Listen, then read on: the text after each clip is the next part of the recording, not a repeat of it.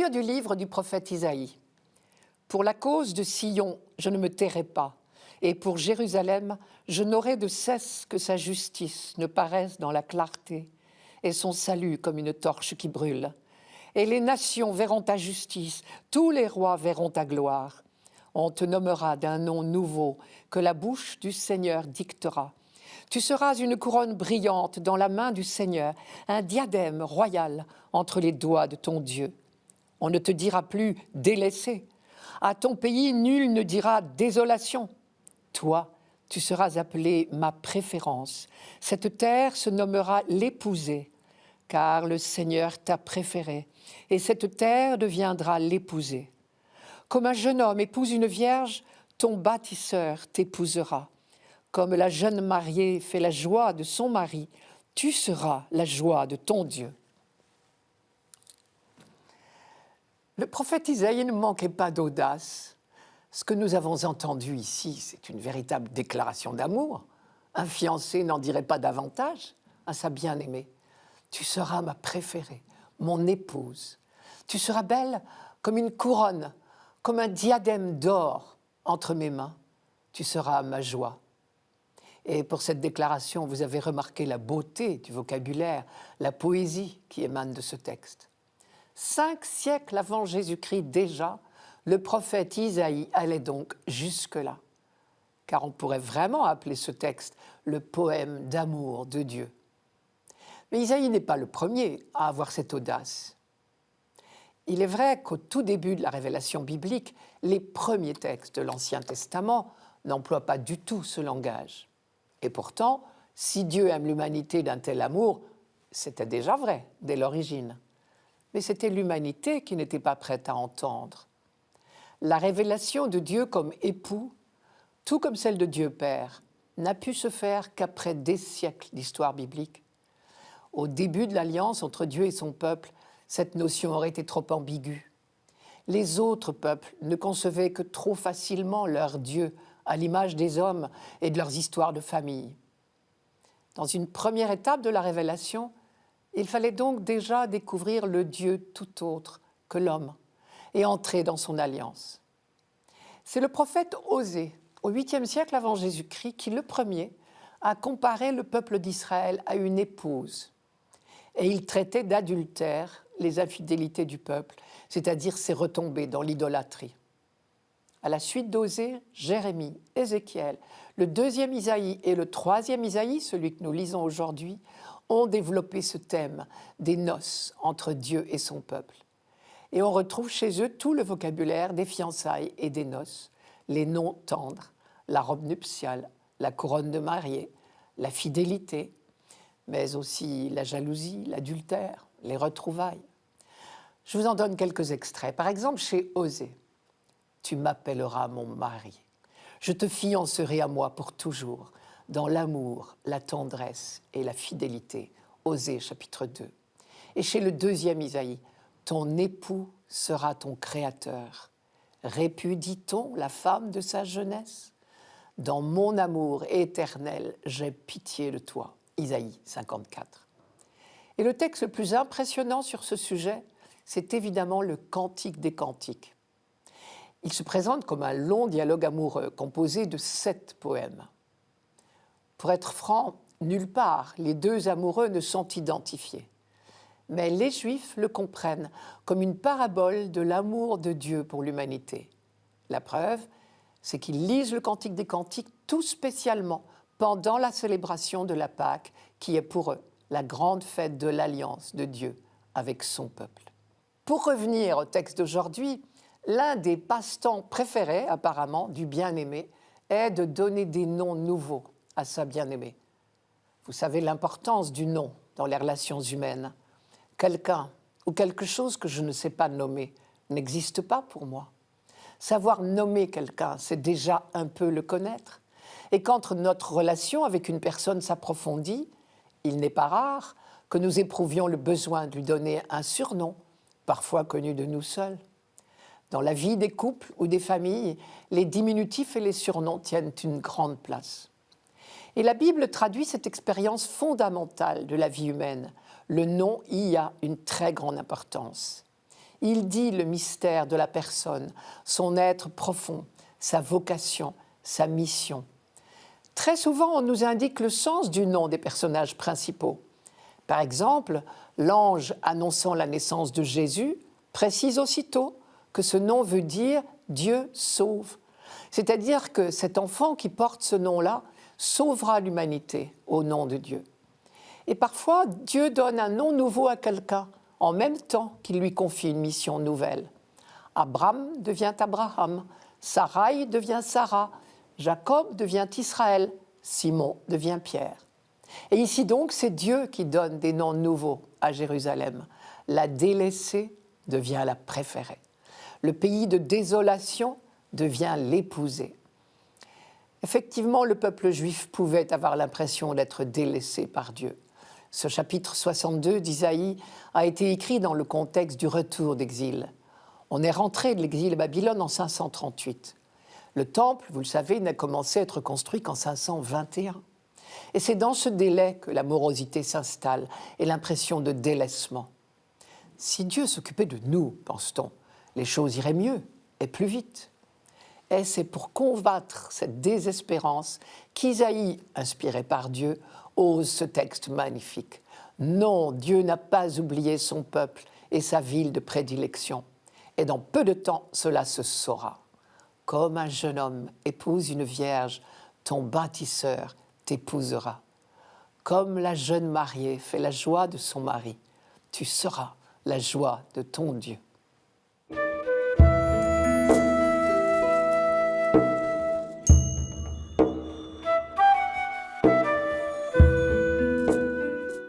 Psaume 95. Chantez au Seigneur un chant nouveau, chantez au Seigneur, terre entière, chantez au Seigneur et bénissez son nom. De jour en jour, proclamez son salut, racontez à tous les peuples sa gloire, à toutes les nations ses merveilles. Rendez au Seigneur, famille des peuples, rendez au Seigneur la gloire et la puissance, rendez au Seigneur la gloire de son nom. Adorez le Seigneur éblouissant de sainteté. Allez dire aux nations, le Seigneur est roi, il gouverne les peuples avec droiture.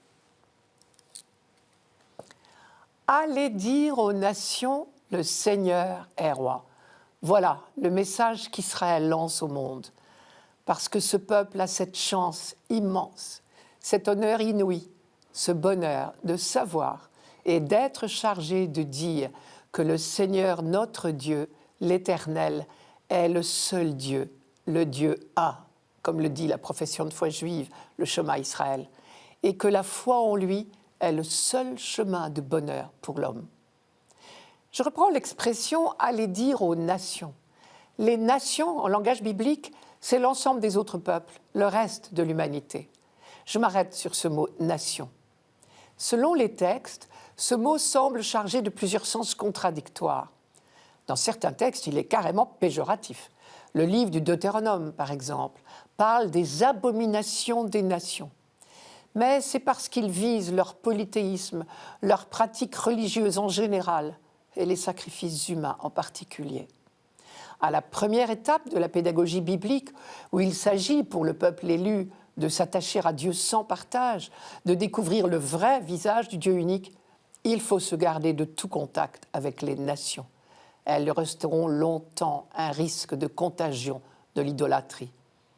Et l'histoire d'Israël a prouvé maintes fois que ce risque est réel.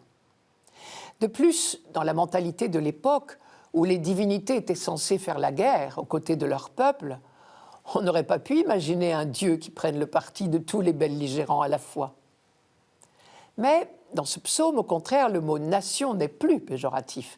Les nations, ce sont tous ceux qui ne font pas partie du peuple d'Israël et auxquels la bonne nouvelle du salut de Dieu est également destinée, tout autant qu'au peuple élu.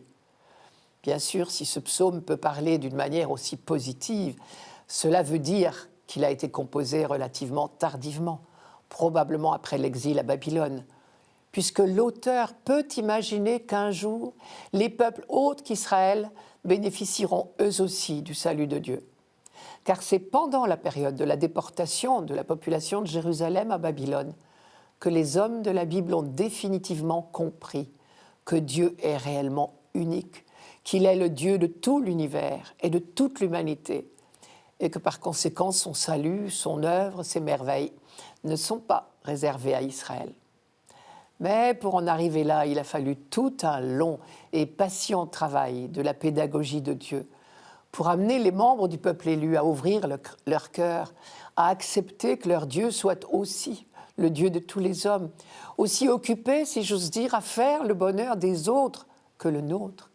Et le peuple élu a compris peu à peu qu'il est le frère aîné, pas le fils unique. Son rôle était justement d'ouvrir la voie à ses cadets dans la longue marche de l'humanité, à la rencontre de son Dieu. Un jour viendra où tous les peuples, sans exception, reconnaîtront Dieu comme le seul Dieu. L'humanité tout entière mettra sa confiance en lui seul. Le psaume tout entier a cette dimension universelle. Ce jour-là, enfin, s'accomplira la promesse faite à Abraham. En toi seront bénies toutes les familles de la terre. Les versets que nous lisons aujourd'hui sont pleins de cet espoir que les nations vont entendre la bonne nouvelle. Rendez au Seigneur, famille des peuples, rendez au Seigneur la gloire et la puissance, rendez au Seigneur la gloire de son nom. Et les derniers versets, eux, sont comme une sorte d'anticipation de la fin des temps. Ce jour-là, c'est la création tout entière qui chantera la gloire de Dieu. Je cite le dernier verset. « Joie au ciel, exulte la terre, les masses de la mer mugissent, la campagne tout entière est en fête, les arbres des forêts dansent de joie devant la face du Seigneur. » Vous avez déjà vu des arbres danser de joie ? Eh bien oui, ce jour-là, ils danseront. Et la mer mugira, et la campagne tout entière sera en fête. C'est nous qui sommes aveugles de n'avoir pas encore reconnu notre Dieu. Bien sûr, si on y réfléchit, c'est normal. Les mères sont moins bêtes que les hommes. Elles savent qui les a faites, qui est leur créateur. Elles mugissent pour lui. Elles l'acclament à leur manière. Les arbres des forêts sont moins bêtes que les hommes. Ils savent reconnaître leur créateur. Parmi des tas d'idoles de faux dieux, pour eux, il n'y a pas d'erreur possible. Les arbres ne s'y laissent pas prendre. Je reviens sur terre. Je disais que ce psaume anticipe. Oui, tout cela est encore du domaine du rêve. Pour l'instant, la bonne nouvelle n'a pas encore pénétré toutes les nations. En attendant, on est dans le présent. Et le présent n'est pas si facile. Et il faut tenir bon dans la foi. Et il faut témoigner de cette foi à la face des nations. Tenir bon dans la foi, c'est un choix à refaire sans cesse. Et l'une des strophes que nous ne lisons pas ce dimanche en porte la trace, je vous la donne. Il est grand, le Seigneur, hautement loué, redoutable au-dessus de tous les dieux, néant tous les dieux des nations. Si on affirme que les dieux des nations ne sont que néant, c'est qu'il faut encore et toujours s'en persuader, refuser de retomber dans l'idolâtrie. Combat jamais complètement gagné. Tout bien réfléchi, ce psaume n'est-il pas terriblement d'actualité ?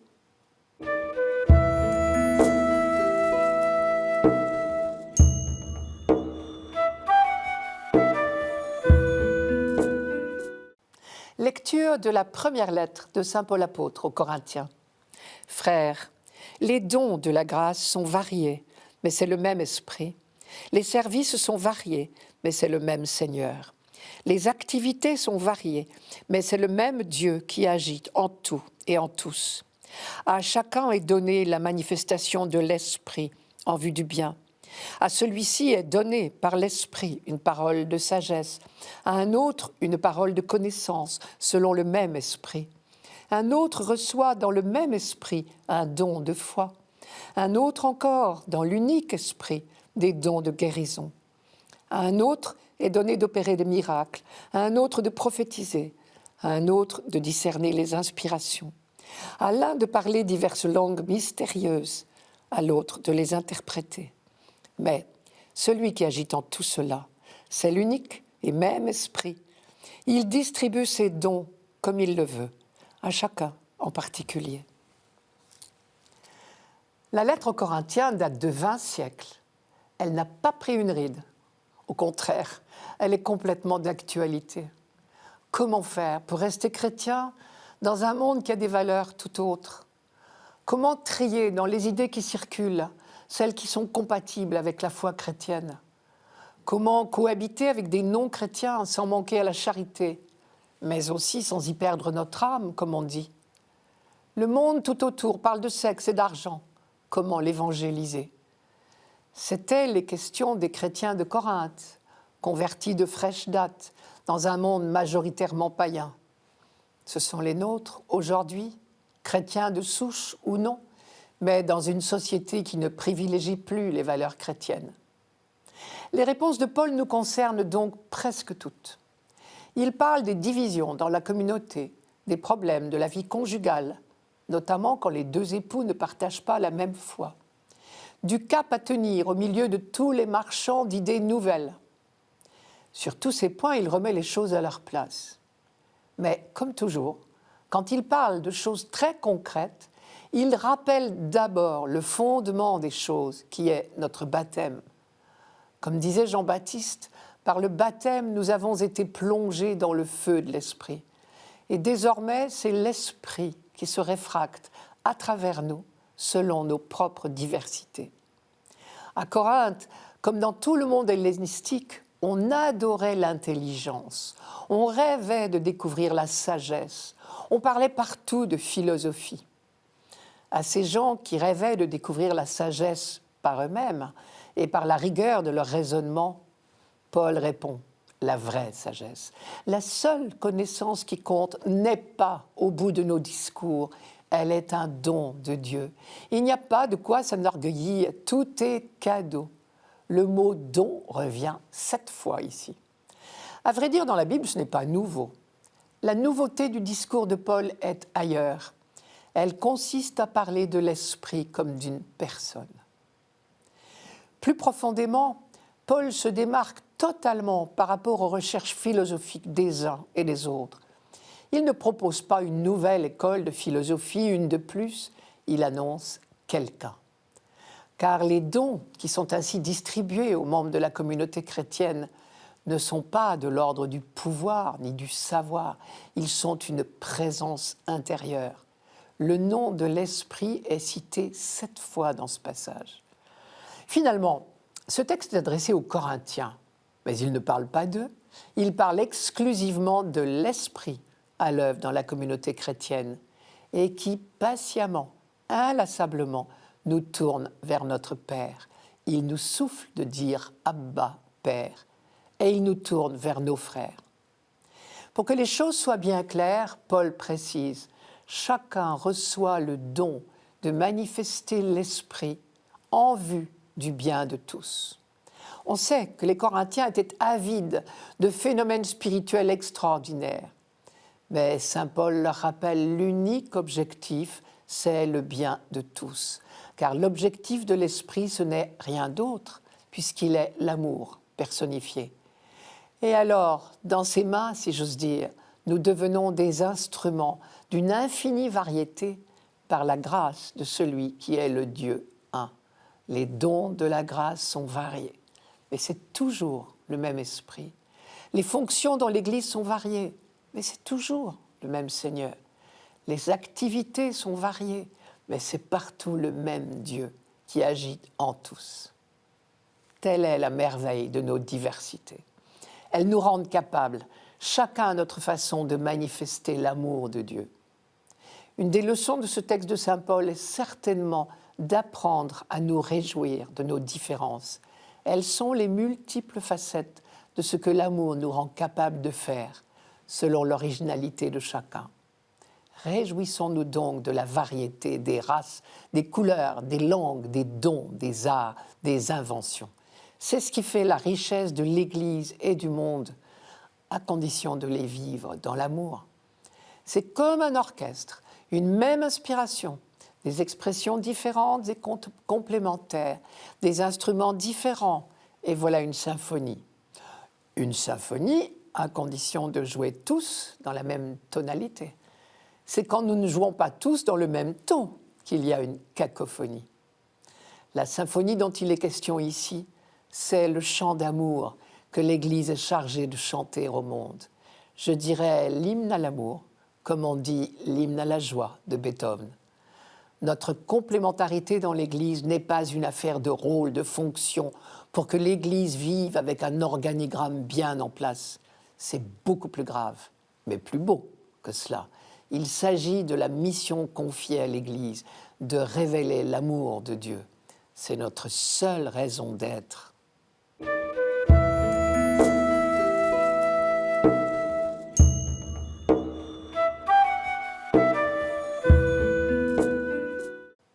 Évangile de Jésus-Christ, selon saint Jean. En ce temps-là, il y eut un mariage à Cana de Galilée. La mère de Jésus était là. Jésus aussi avait été invité au mariage avec ses disciples. Or, on manqua de vin. La mère de Jésus lui dit « Ils n'ont pas de vin ». Jésus lui répond « Femme, que me veux-tu ? Mon heure n'est pas encore venue. » Sa mère dit à ceux qui servaient « Tout ce qu'il vous dira, faites-le. » Or, il y avait là 6 jarres de pierre pour les purifications rituelles des Juifs. Chacune contenait 2 à 3 mesures, c'est-à-dire environ 100 litres.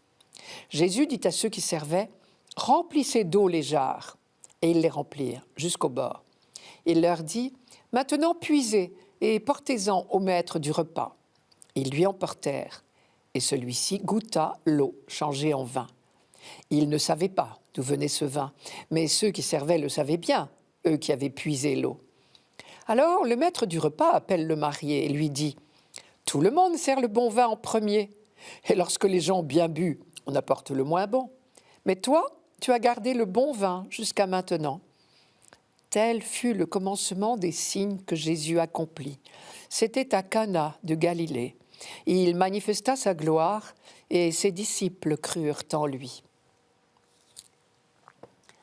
Pour saint Jean, ce premier signe de Jésus à Cana est très important.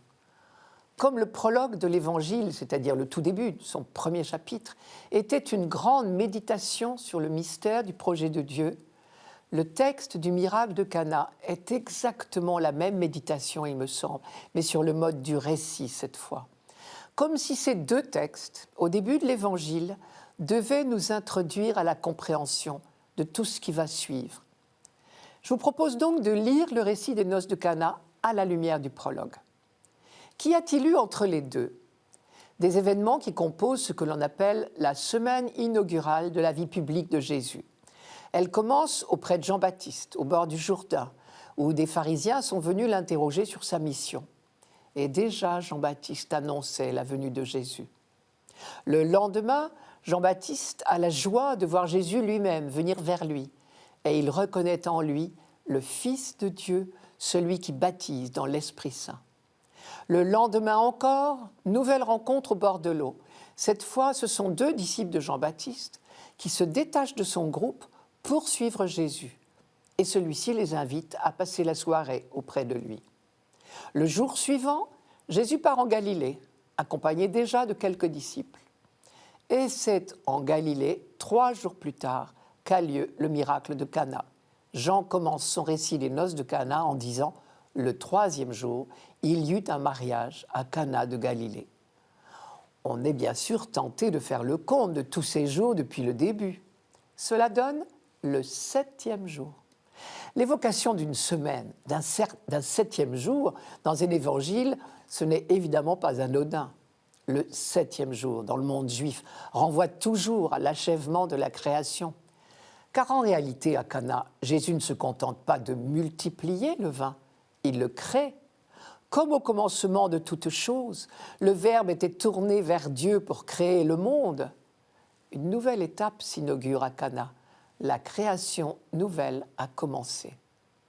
Et il s'agit d'une noce. On pourrait continuer le parallèle. Au 6e jour, Dieu avait achevé son œuvre par la création du couple humain à son image. Au 7e jour de la nouvelle création, Jésus participe à un repas de noces, manière de dire que le projet créateur de Dieu est en définitive un projet d'alliance, un projet de noces. Nous comprenons mieux alors pourquoi nous avons lu en première lecture de ce dimanche ce texte du 3e Isaïe dans lequel Dieu disait à son peuple « Je t'aime d'amour et je t'épouse ». Les pères de l'Église ne se sont pas privés de voir dans le miracle de Cana la réalisation de la promesse de Dieu. La fête des noces de Dieu avec l'humanité débute là. C'est pour cela que le mot « heure » chez Jean est si important. Il s'agit de l'heure où le projet de Dieu a été définitivement accompli en Jésus-Christ. Et c'est bien à cela que Jésus pense quand il dit à Marie « Femme, que me veux-tu ?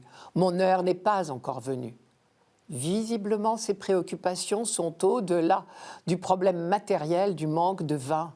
Il ne perd pas de vue sa mission, qui est d'accomplir les noces de Dieu avec l'humanité. Mais la première phrase, « Femme, que me veux-tu » reste surprenante. On a beaucoup épilogué. En réalité, dans le texte grec, c'est « Qu'y a-t-il pour toi et pour moi ?» Et en fait encore, c'est une expression habituelle en hébreu qui signifie « Tu ne peux pas comprendre, ce n'est pas ton affaire ». Jésus affronte là seul, il me semble, la grande question de sa mission. Pour accomplir cette mission, concrètement, que doit-il faire ? Doit-il créer du vin et ainsi manifester qu'il est le Fils de Dieu ? Alors, on a peut-être ici dans l'évangile de Jean un écho du récit des tentations dans les évangiles synoptiques, ce qui expliquerait d'ailleurs la sécheresse apparente de cette phrase de Jésus à sa mère. Au désert, dans l'épisode des tentations, la question qui s'est posée à Jésus était « Qu'est-ce au juste, être fils de Dieu ?» Et le tentateur lui avait susurré « Si tu es vraiment le Fils de Dieu, maintenant que tu as faim, ordonne que ces pierres deviennent du pain. » Je remarque une chose, quand il est seul au désert, Jésus refuse de faire les miracles que lui suggère le tentateur, car il en serait le seul bénéficiaire. À Cana, au contraire, Jésus multiplie le vin de la fête pour la joie des convives, ce qui revient à dire que le Fils de Dieu ne fait de miracles que pour le bonheur des hommes.